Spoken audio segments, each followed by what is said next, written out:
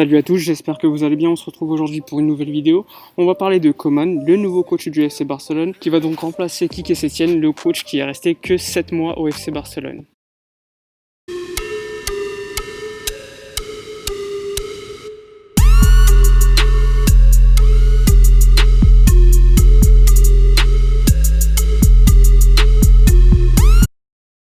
Concernant Koeman, il y a énormément de choses à dire. C'est un coach qui a entraîné énormément, que ce soit en Espagne, puis surtout en Angleterre. Et quand on voit sa carrière, on peut se dire qu'elle a quand même été irrégulière, avec des bons résultats dans certains clubs comme Southampton. Mais dans d'autres clubs, ça s'est mal passé, notamment à Everton, où il a dépensé énormément d'argent. Et il a été rapidement démis de ses fonctions. Mais bon, coacher au FC Barcelone, c'est quand même suffisamment différent que coacher dans un club normal. Mais bon, après, Koeman a quand même la légitimité de coacher au Barça. C'est une légende du club. C'est lui qui est à l'origine de la première Ligue des Champions du FC Barcelone, avec ce but en finale de la Ligue des Champions contre la Sampdoria de Gênes, et donc il va quitter le poste d'entraîneur de la sélection néerlandaise pour devenir le coach du FC Barcelone. Alors tout d'abord, je vous cache pas mon mécontentement au vu de la situation, puisque Bartomeu a refusé de démissionner et a décidé d'organiser les élections au mois de mars et non avant, et d'une certaine manière, c'est pas comme s'il avait avancé les élections, puisque le nouveau président, lui, entrera en fonction jusqu'au 1er juillet 2021. Et d'ici là, il y a pas mal de décisions qui pourraient être prises contre le club et qui pourraient avoir des conséquences à moyen et à long terme. Alors on le sait, Koeman, c'est un coach qui a énormément de caractère, donc il a la capacité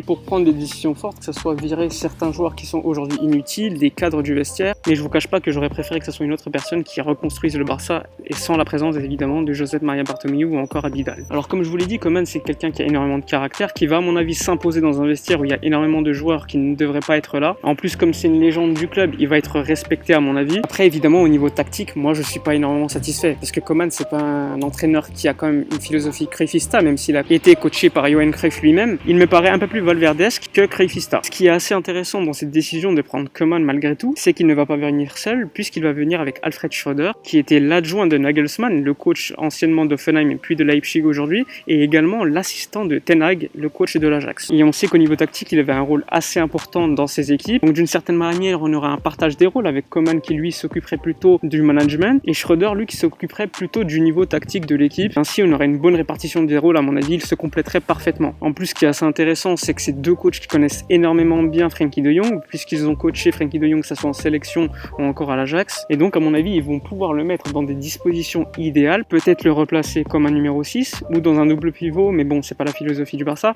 On verra bien comment ils vont l'installer, mais à mon avis, Frenkie de Jong aura un rôle très important sous Koeman. Et pour faire cette vidéo, je me suis intéressé à Schröder en lisant quelques interviews à lui, et on voit quand même qu'il a une certaine pensée du football qui est plutôt proche du Barça et de l'Ajax. Il expliquait qu'il fallait quand même avoir un rôle très proche des joueurs, que ce soit humainement ou encore tactiquement. Il faudrait leur expliquer tous les rôles qu'ils devraient avoir sur le terrain. L'objectif étant que les joueurs se sentent le mieux possible dans l'équipe et savent quoi faire lorsqu'ils sont sur le terrain, qu'il y ait des alternatives lorsqu'ils sont en difficulté, etc., etc. Il expliquait également qu'il fallait favoriser la prise de risque de certains joueurs parce que c'est cette prise de risque qui fait la différence avec des joueurs normaux. Il expliquait par exemple qu'il ne fallait pas que Frenkie de Jong arrête de prendre des risques, sinon il ne serait plus lui-même. Après évidemment, ce sont des paroles, ce sont des interviews, donc il faudra voir en pratique ce que ça va donner. On se rappelle par exemple qu'avec Sarabia, lorsqu'il était arrivé avec Quique Setién, ça n'avait pas fonctionné puisque Sarabia c'est quelqu'un qui a énormément de caractère et dans un tel vestiaire c'est compliqué de s'imposer lorsqu'on n'a pas une certaine légitimité. Koeman lui a la légitimité et Alfred Schröder lui a quand même une connaissance tactique qui pourrait favoriser le Barça. Après évidemment, moi je vous le dis, je suis pas satisfait puisque le plus important c'était quand même la démission de Bartomeu et donc on pourrait me ramener n'importe quel coach, je ne serais pas satisfait tant que Bartomeu sera aux commandes de ce club et dirigerait. Aujourd'hui on le sait, Koeman va quand même dans un sacré bourbier, il a quitté la sélection néerlandaise et donc le Barça a payé une clause pour le libérer, donc vraisemblablement il ne va pas coacher la sélection néerlandaise pour l'Euro, ce qui est quand même assez regrettable. D'ailleurs, il avait refusé le Barça en janvier puisqu'il expliquait qu'il voulait pas lâcher la sélection néerlandaise avant l'Euro. Et finalement, aujourd'hui, il fait volte-face et accepte de devenir le coach du FC Barcelone dans un bourbier sans nom. Donc, il y a quelques rumeurs de joueurs qui pourraient arriver, comme Van de Beek, joueur qui est très connu par Koeman et son adjoint Schröder. Alors, au milieu de terrain, ça pourrait être quand même une alternative plutôt intéressante, même si on a certains joueurs assez intéressants comme Riqui Puig,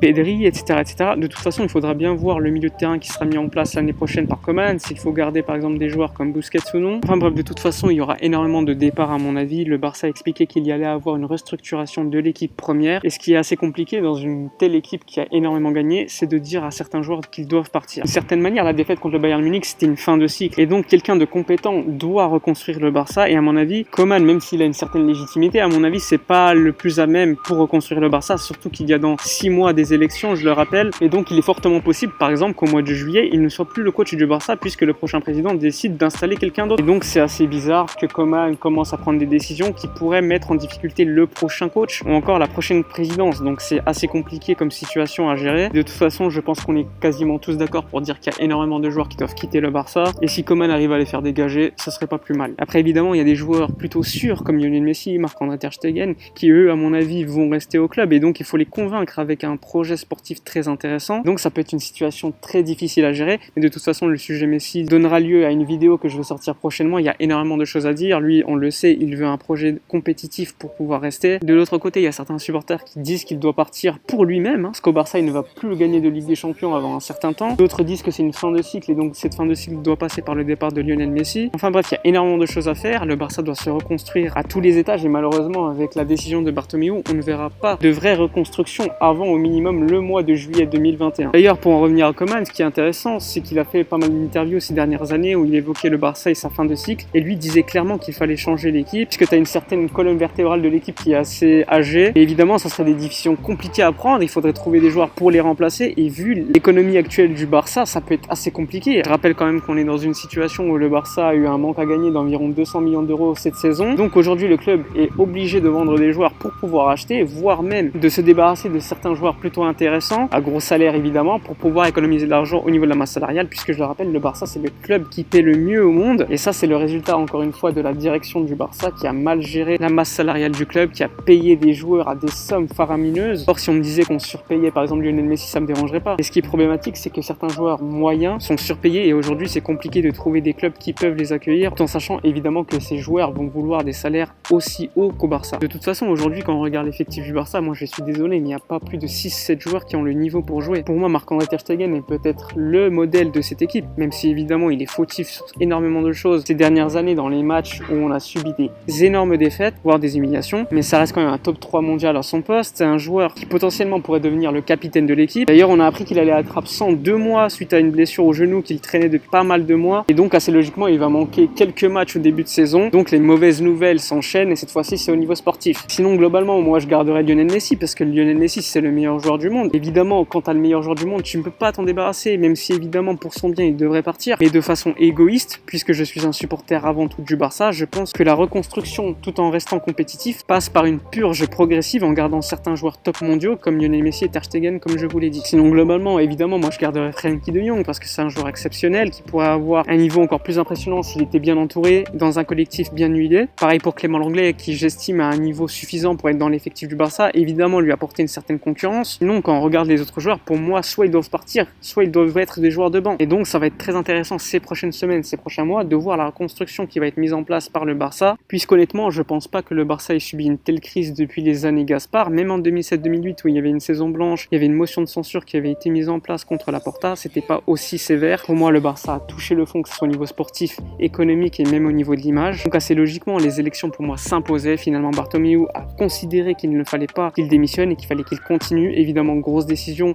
et décision foireuse de sa part, mais à mon avis il y a quand même des intérêts derrière, sinon je pense qu'il aurait démissionné depuis bien longtemps. Enfin bref, c'est la fin de la vidéo, j'espère que cette vidéo vous a plu. N'hésitez pas à donner votre avis en commentaire, à liker la vidéo, à vous abonner à la chaîne si ce n'est pas fait. N'hésitez pas à la partager à des supporters du FC Barcelone ou même d'autres clubs, c'est toujours intéressant de pouvoir débattre avec vous. Moi je vous dis à la prochaine et d'ici là comme d'habitude, portez-vous bien.